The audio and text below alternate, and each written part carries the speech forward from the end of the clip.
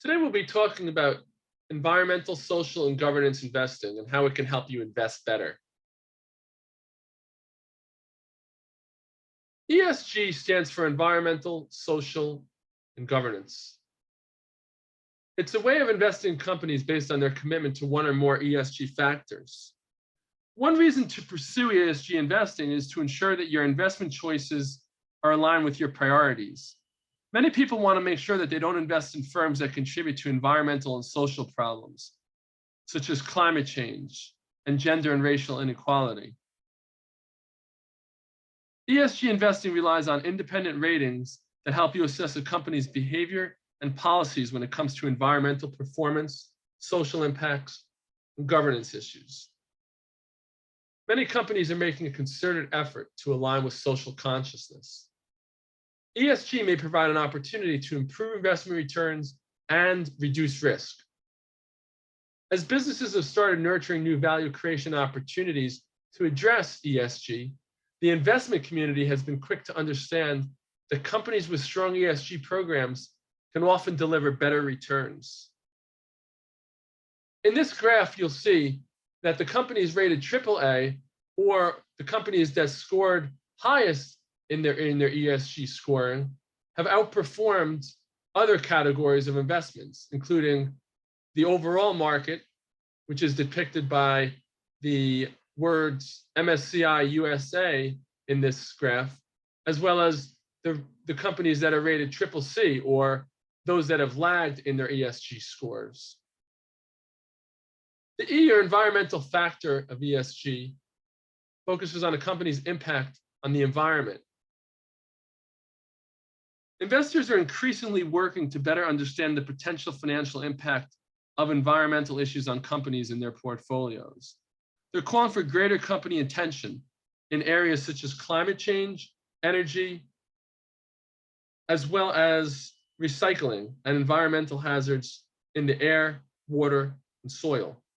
The potential negative effects for companies that do not manage environmental risks are increasing costs, reputational damage, or litigation costs. Environmental factors that are measured in ESG include climate change and carbon emissions, air and water pollution, biodiversity, deforestation, product innovation, green research and development, which is when firms adopt eco-innovation with green research and development investment in activities in an attempt to improve productivity and efficiency and to reduce costs and environmental impacts. Sustainable packaging refers to the sourcing, development, and use of packaging solutions that have minimal environmental impact. Environmental supply chain entails all significant impacts from a company's supply chain throughout the life cycle of its products and services. The S, or social factors of ESG, focuses on a company's relationship with the people and community in which it operates. Customer satisfaction, data protection and privacy, gender and diversity, career development and training, community relations, human rights, work conditions, health and safety are all categories in this area. This category also looks at how a company advocates for social good in the wider world, even beyond its limited sphere of business. The G, or governance factor of ESG, focuses on issues such as how the company is run and executive compensation. This involves how the company's board and management drive positive change. Governance includes everything from issues surrounding executive pay to diversity and leadership, as well as how that leadership responds to and interacts with shareholders. Governance factors that are measured in ESG include corporate social responsibility strategy, or CSR, diversity audit and board committee structure, ESG reporting and transparency. And this involves an ESG report, or a report published by a company or organization about environmental, social, and governance impacts. It enables the company to be more transparent about the risks and opportunities it faces. It's a communication tool that plays an important role in convincing observers that that a company's actions are sincere.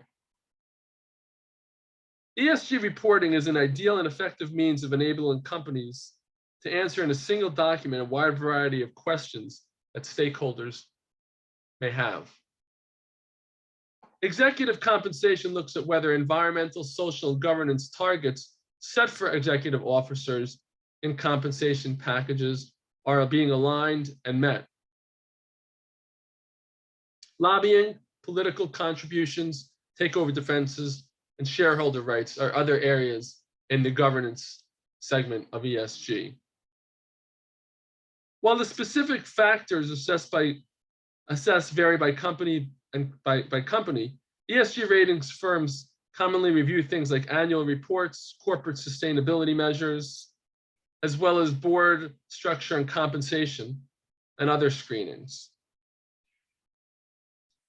You'll see in this chart that the three areas that we just went over are all measured using approximately 500 ESG metrics in environmental, social, and governance areas.